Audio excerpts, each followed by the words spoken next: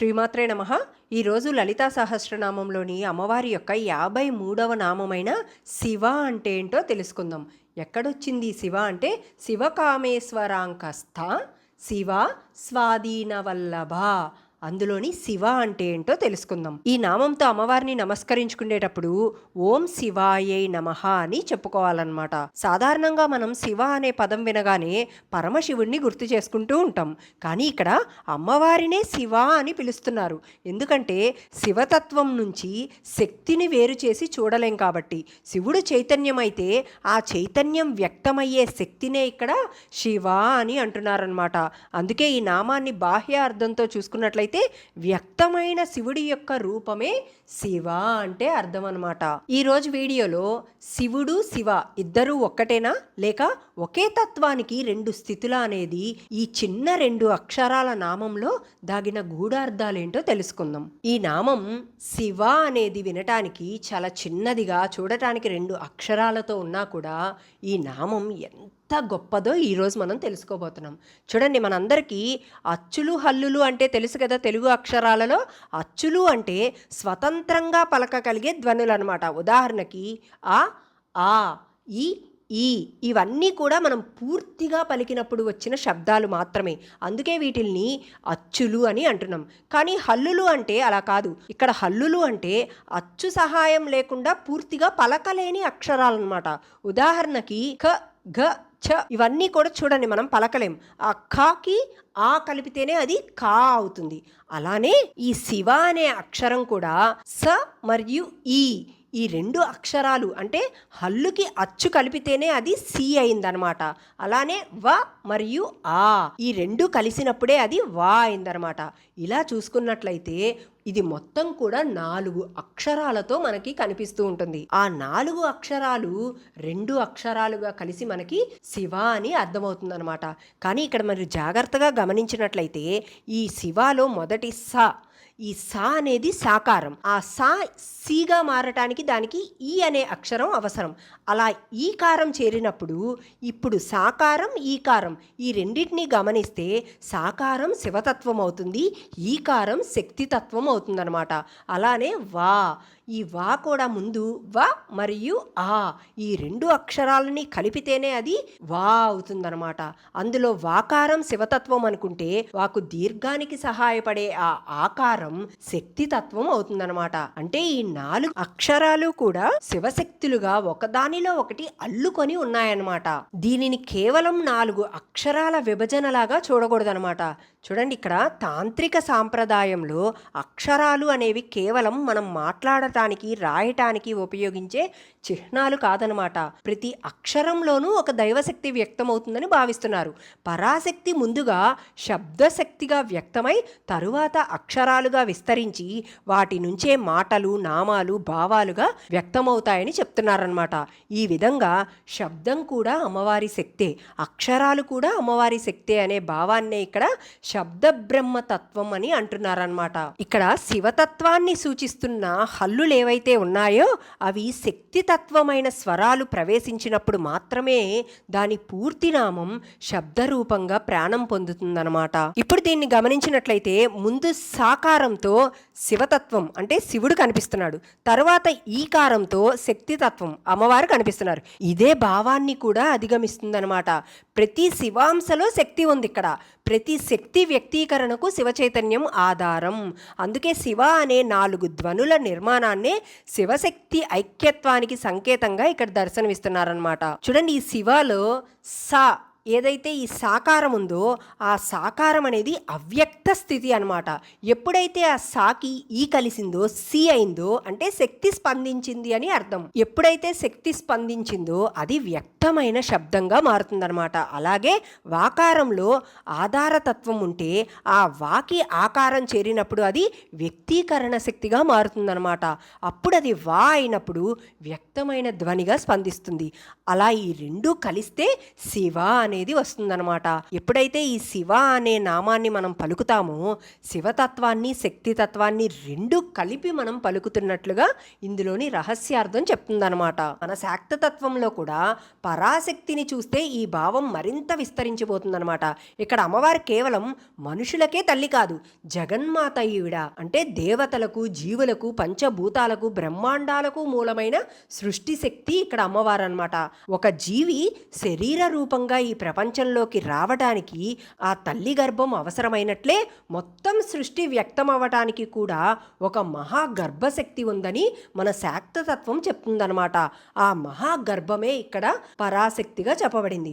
అందుకే అమ్మవారిని ఇక్కడ జగదాంబ అని, జగన్మాత అని, విశ్వయోని అని, ప్రకృతి అని, పరాశక్తి అనే వంటి పేర్లతో పిలుస్తూ ఉంటామన్నమాట.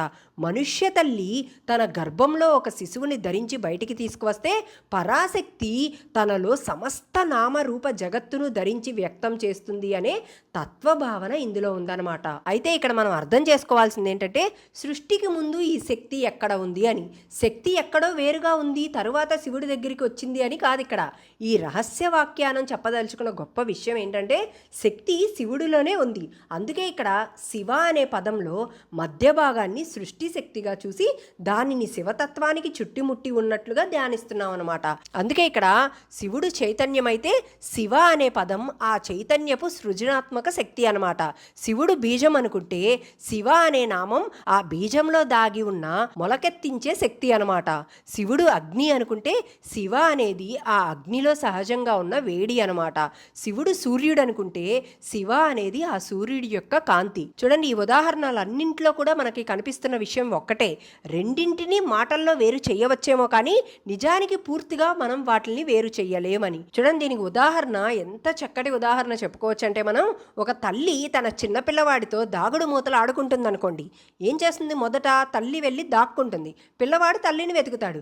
చివరికి తల్లే ఒక చిన్న సంకేతం ఇస్తుంది, పిల్లవాడు ఆమెని కనుగొంటాడు. ఇక్కడ దాక్కున్నది ఎవరు? తల్లే. కనిపించేలాగా సంకేతం ఇచ్చింది ఎవరు? తల్లే. అలాగే పరాశక్తి కూడా తనను తాను ఈ ప్రపంచంలో ఎన్నో రూపాల వెనక దాచుకుంటూ ఉంటుంది. జీవుడు రూపాలనే చూస్తూ తిరుగుతూ ఉంటాడు.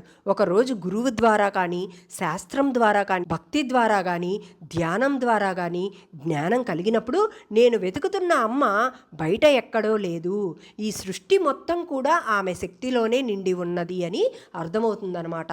అందుకే ఇక్కడ మాయ కూడా అమ్మలీలే, జ్ఞానం కూడా అమ్మవారి యొక్క అనుగ్రహమే. ఇక్కడ శివ అనే నామం యొక్క రహస్యం కూడా ఇంతే అందంగా చెప్పబడిందనమాట. అందుకే ఈ జగత్తును సృష్టించినది శివానే, జగత్తు కనిపిస్తున్నదిగా చేస్తున్నది శివానే, జగత్తు వెనుక ఉన్న శివతత్వాన్ని తెలియజేసేది కూడా శివానే. చూడండి, ఈ రెండు అక్షరాల నామంలో ఎన్ని గూఢార్థాలు దాగి ఉన్నాయో. ఈ నామంలోని మొదటి గూఢార్థం శివ అనే నామాన్ని శ్రీచక్ర తత్వంలో చూస్తే చాలా అద్భుతమైన రహస్యాలు కనిపిస్తూ ఉంటాయన్నమాట. చూడండి, శ్రీచక్రం మధ్యలో ఉండే బిందువును శివతత్వానికి, దానితో సంబంధించి కనిపించే త్రికోణాన్ని శక్తితత్వానికి సంకేతంగా వ్యాఖ్యానిస్తారన్నమాట. ఇక్కడ ఆ బిందువులో ఉన్న శక్తి కదలడం మొదలైందనుకోండి, అంటే నేను అనేక రూపాలుగా వ్యక్తం అవ్వాలి అనే మొదటి స్పందన వచ్చినప్పుడు ఆ స్పందననే ఇక్కడ శక్తిగా చూస్తారనమాట. శ్రీచక్రంలో ఆ శక్తికి త్రికోణం సంకేతం. అందుకే బిందువు శివుడు అనుకుంటే త్రికోణం శక్తి అని చెప్తున్నారనమాట. కానీ ఇక్కడ శక్తి ఎక్కడి నుండో బయట వచ్చి శివుడిని చేరలేదు. ఎలా అయితే ఒక విత్తనంలో మహావృక్షమే దాగి ఉంటుందో, ఆ విత్తనం మొలకెత్తినప్పుడు చెట్టు బయటికి కనిపిస్తుందో, అలాగే బిందువులో దాగి ఉన్న శక్తి త్రికోణంగా వ్యక్తమవుతుందన్నమాట. అంటే శివుడు మూల చైతన్యం అయితే ఆ చైతన్యం సృష్టిగా బయటికి రావడానికి ఉన్న శక్తియే ఇక్కడ శివ. చూడండి, ఇప్పుడు త్రికోణానికి 3 మూలాలు ఎందుకు ఉంటాయనే ప్రశ్న వస్తుంది వెంటనే. దానికి సమాధానమే అందులో ఉన్నవి ఇచ్ఛాశక్తి, జ్ఞానశక్తి, క్రియాశక్తిగా చెప్పబడినాయి అనమాట. చూడండి, ఉదాహరణ ఎలా చెప్పుకోవచ్చు అంటే దీనికి ముందు నేను ఒక ఇల్లు కట్టాలి అనే కోరిక మనలోకి వస్తుంది. ఆ వచ్చిన కోరికనే ఇక్కడ ఇచ్ఛాశక్తి అంటున్నారు. తర్వాత ఆ ఇల్లు ఎలా కట్టాలి, ఎక్కడ కట్టాలి అని ఆలోచిస్తాం. అదే జ్ఞానశక్తి అనమాట. చివరికి నిజంగా ఇల్లు కడతాం కదా, అది క్రియాశక్తి. అలానే సృష్టి కూడా ముందు సంకల్పం, తరువాత దానికి కావలసిన జ్ఞానం, చివరికి సృష్టి వ్యక్తీకరణ. ఈ 3 శక్తులు ఎవరిక్కడ అంటే శివ అంటే అమ్మవారివేనమాట. అదే 3 కోణాలను ఇంకొక విధంగా చూసుకున్నట్లయితే సృష్టి స్థితి లయలుగా కూడా చెప్పబడుతుందన్నమాట. అంటే ఒకటి పుడుతుంది అంటే అది సృష్టి, పుట్టినది కొంతకాలం ఉంటుంది అంటే అది స్థితి, చివరికి అది తిరిగి తన మూలంలో కలుస్తుంది అంటే అది లయం. అలాగే ఈ జగత్తు కూడా పుట్టటం, ఉండటం, లయం అవ్వటం అనే చక్రంలో తిరుగుతూనే ఉంటుందన్నమాట. ఈ 3 శక్తులకి ఇక్కడ మూలమైన పరాశక్తి ఎవరు అంటే శివ. అందుకే బిందువు అంటే ఇక్కడ శివుడు అని, త్రికోణం అంటే శక్తి అని 2 పేర్లులో 2 విధాలుగా చెప్పినా నిజానికి వాటిని వేరు చేయలేమన్నమాట. శివ చైతన్యం శక్తిగా వ్యక్తమవుతుంది ఇక్కడ. అదే శ్రీచక్రంలో బిందువుకి త్రికోణానికి ఉన్న రహస్యం అన్నమాట. అందుకే శ్రీచక్రాన్ని పూజించడం అంటే కేవలం బయట ఉన్న ఒక యంత్రానికి పూజ చేయటం అని మాత్రమే కాదు. శ్రీచక్రం మనకి ఒక అంతర్గత ప్రయాణాన్ని కూడా చూపిస్తుంది. బయట ఉన్న ఎన్నో ఆవరణాల నుంచి క్రమంగా మధ్యలోని బిందువుకి చేరినట్లే మనం కూడా మన కోరికలు, భయాలు, అహంకారం ఇవన్నీ దాటి చివరికి మనలో ఉన్న మూల చైతన్యాన్ని తెలుసుకోవాలి అనే సందేశం ఈ శ్రీచక్రంలో దాగిన ఈ బిందువు త్రికోణంలో చెప్పబడుతుందన్నమాట. అందుకే ఇక్కడ బిందువు అంటే మూలమైన శివతత్వం అని అర్థం, త్రికోణం అంటే ఆ మూలం నుంచి వ్యక్తమైన శక్తి అని అర్థం. ఆ శక్తినే ఇక్కడ ఇచ్ఛాశక్తి అని, జ్ఞానశక్తి అని, క్రియాశక్తి అని చెప్తున్నారు.